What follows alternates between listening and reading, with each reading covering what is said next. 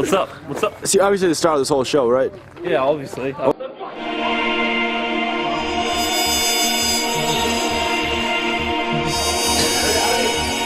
He exists in a world beyond your world.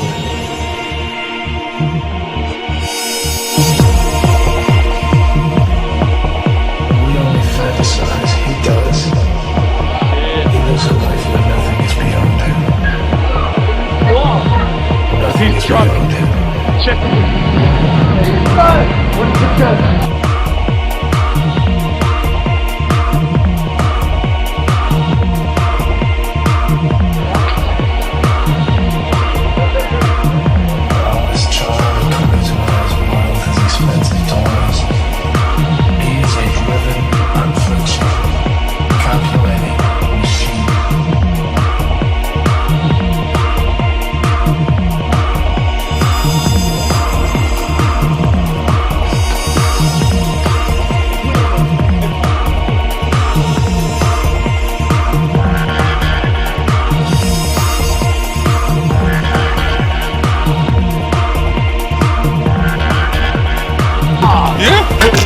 Do I can see my bicep in high definition? No.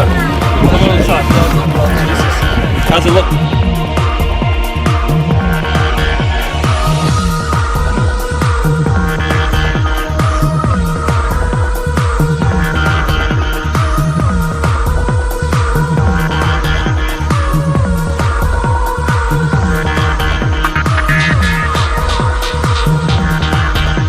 What's up, bro?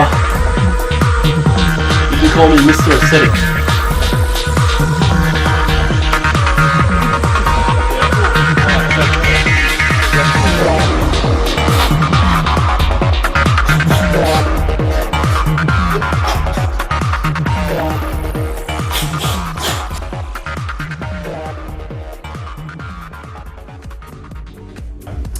Here we go. Basically, how did I start with bodybuilding? Well, throughout high school I was always an extreme ectomorph.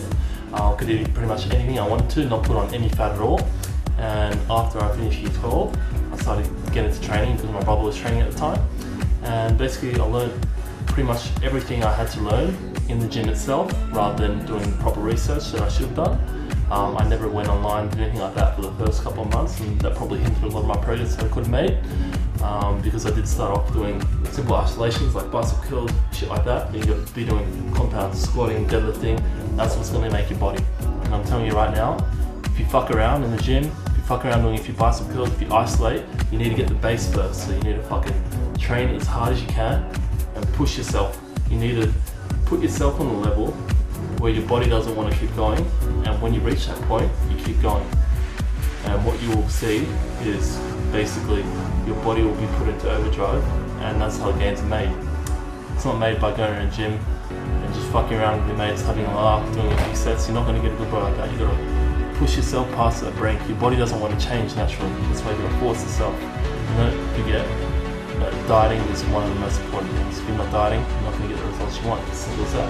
So you could be training, having a fucking epic workout, whatever, but if you're not eating properly, you might as well not be training. Another question in regards to my diet. Well, I do have two different types of diets. There's basically a bulking diet and a cutting diet. Personally, I have an extremely fast metabolism, which means I can eat a lot of food and not convert that to fat, and that's just based on my ectomorph body type. This isn't the case with everyone. My whole life I had a fast metabolism, so that proved to be a positive factor in my training, but that's not the same for everyone. A lot of people find that they have a piece of chocolate or something like that, they'll notice it straight away, so that's quite unfortunate for them, but you got to do what best with pretty much what you're given. Alright, basically with your bulky meal, you'll have carbs and meat every single meal. Try to get steak, chicken, pasta, everything like that, brown rice, fish. You want to get meat and protein every single meal. The best way to grow is to eat meat. That's what I found when I was fucking eating some meat. Fucking put on the side, so definitely try to eat some meat. And pretty much force yourself to eat till you can't have any more bites, because you want to push your body past that point. You're already breaking down the muscle fibers by training. Now what you've got to do is replenish the nutrients in your body and grow. So So basically you have to keep eating and eating and eating, and it takes time. It's not a quick fix, so just keep eating and you will see the results. Cutting diet's a lot different. Personally, I do a ketogenic diet. Basically means you completely cut out all carbs. Now, if you're cutting out all carbs, basically what that means is that your body in about 3 or 4 days time will reach a state known as ketosis, and what that does is it uses the body's fat as energy rather than stored carbohydrates, and that is definitely my favourite type of diet for losing fat. It's really hard to keep it up in the beginning, especially considering the fact that if you're used to eating heaps of carbs and you stop, your body craves it, so it's really a mind game trying to push through that pain. But let me tell you now, it's worth it if you do, and you keep that diet up. A couple of weeks, you'll start noticing yourself getting leaner and leaner, and your skin getting tighter. It's fucking really good diet.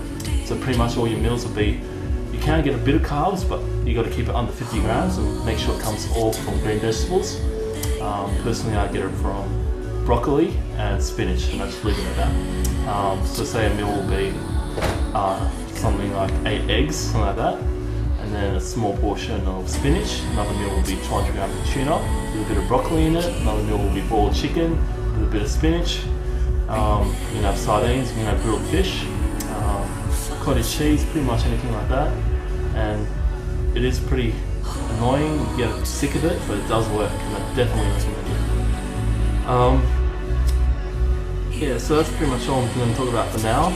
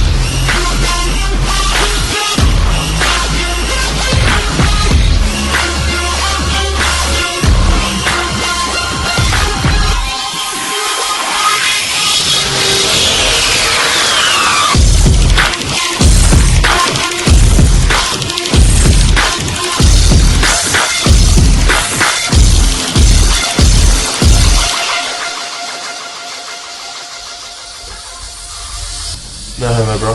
No homo. None of that homo shit, bro. Just Miami, bro. Hi, Mumad. Come at me, bro. Come at me, bro. Hi guys, this is me and I'm here to complain once again like a woman should. Hey, you have a great body, I must admit. I'm attracted to that. Good body. But your personality is very shit. It's to keep them out, and in a world gone silent, I'll be your sound. And if they try to hurt you, I'll tear them down.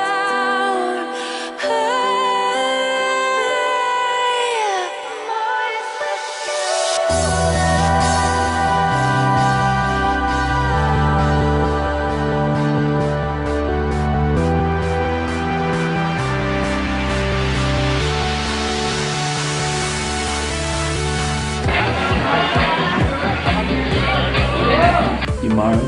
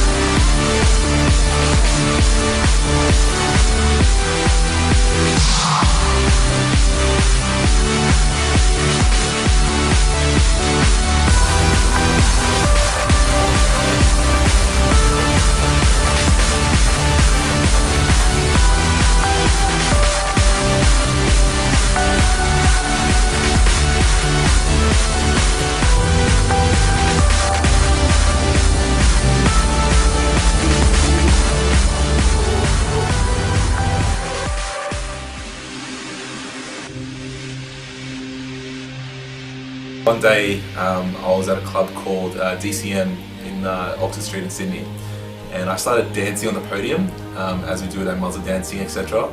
And he just stared at me for like 30 seconds, came up to me, and out of nowhere he just said, "Fuck."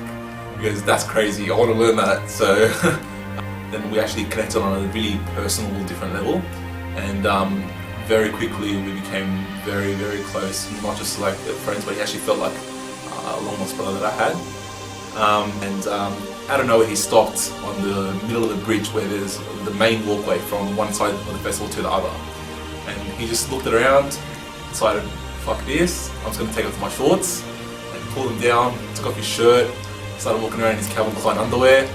Everyone was just staring like, what the hell is this guy actually doing? Like, girls are staring and just gasping and tapping their friends' arms going, "Look at this guy, look at this guy," and guys are like, "What the fuck?" You had the people that were hating, obviously, just as they do. And I was walking for a few minutes and I'm like, "Don't you hear what people are saying? People talking behind your back."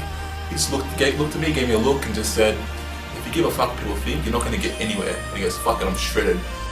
Az wasn't just the best mate to me. He was, I'd say he was like a brother to me. You know, he was my mentor. He was the person that taught me everything I know. If it wasn't for him, I wouldn't be who I am, and I wouldn't have any of the beliefs that I got right now. You know, if it wasn't for Az, I wouldn't have lived life the way I do now. The main thing that Az probably taught me is the fact that, you know, you're literally given a chance of life only once, and that one time you've got to make it count. If it wasn't for him, I wouldn't be doing anything I'm doing right now. You know, right now I'm not just letting life stray past me. I'm living it up. I'm making sure that every second counts, making sure that every second spent with my best mates, with my brothers, and with my family. I'm making everything count. And why do I make it count? Because Az put it in my head that, you know what, Aiden, you've got to make it count. You give him one chance, do it. He taught me to respect life. He taught me to respect the chance that I'm given and to make it count. You know, he was my mentor, my brother. That's all I can say. There's one time in the car where he asked me if I'd have sex with my own mother for $5 million. And it was one of those things where I was like, no, I don't do that for $5 million. And he asked me if I'd do it for $10 million. And it was just one of those moments where it was so funny, and I had to stop the car because we were laughing so hard. In one word, Az was, I'd have to say, charismatic. He had a level of charisma that was totally unmatched by anybody that I've ever met before. And, you know, it's easy to see him in his videos and say, "Wow, I like to hang around this far, it's funny or whatnot." But when you meet him in person, it's just on a whole other level. Even if he wasn't, you know, if he didn't have the, you know, the internet celeb status that he had, he'd still, wherever he went, people would look at him, and whoever met him would want to, like, get to know him. And he had one of those personalities where you just want to be around him all the time. We're at Bondi Beach and it was a really beautiful day, so as we were leaving it was gridlock traffic, and Az looks over to the diagonal direction and he sees this convertible, and in it is this Indian guy in his mid-30s and kind of balding already, but next to him is this blonde bombshell, absolutely stunning. And he looks to me and he says, "Man, that is the biggest gold digger I've ever seen in my life." "Do you have the song?" I'm like, I knew exactly what he was thinking, so I put the song on and he turns it up to max. We pulled up side by side with their car, and Az has got the remote in his hand and he keeps on rewinding it. He keeps going, "She take my money, she take my money, she take my money."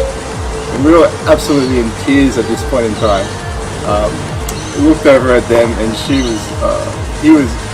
was fuming at this point, and she was leaning on his shoulder trying to comfort him. Being siblings, and more so brothers, there's always some sort of a rivalry between the two, whatever it may be, you know, better grades, who's got the better body, or whatnot. One festival I do remember is Sensations 2008, where we actually had a competition to see who's going to come in more shredded. And what happened was, you know, I actually managed to come in a little bit leaner than he did. And Az was not one to always pay compliments or let people know that he was beaten.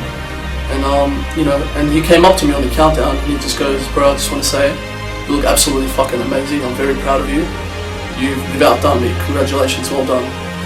And that's going to be a memory that I'm going to hold on to for the rest of my life. And it was a very beautiful moment. We hugged each other, we kissed, and then the beat dropped and we started. This is a fucking revolution, bro. We're taking over one at a time. Tomorrow, bro.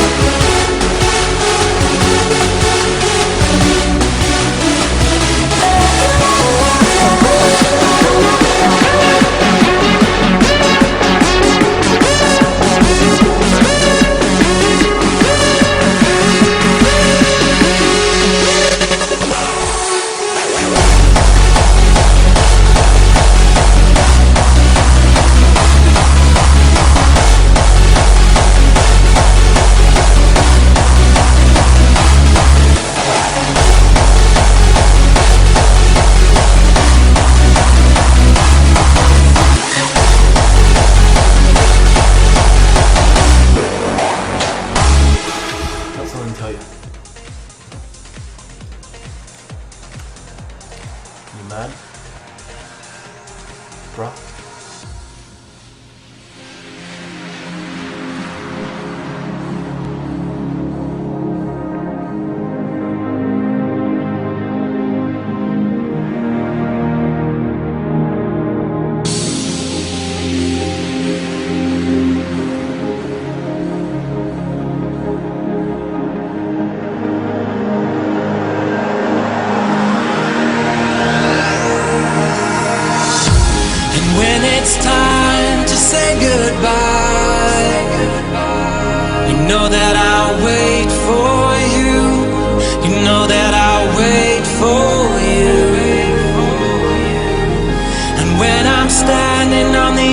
Side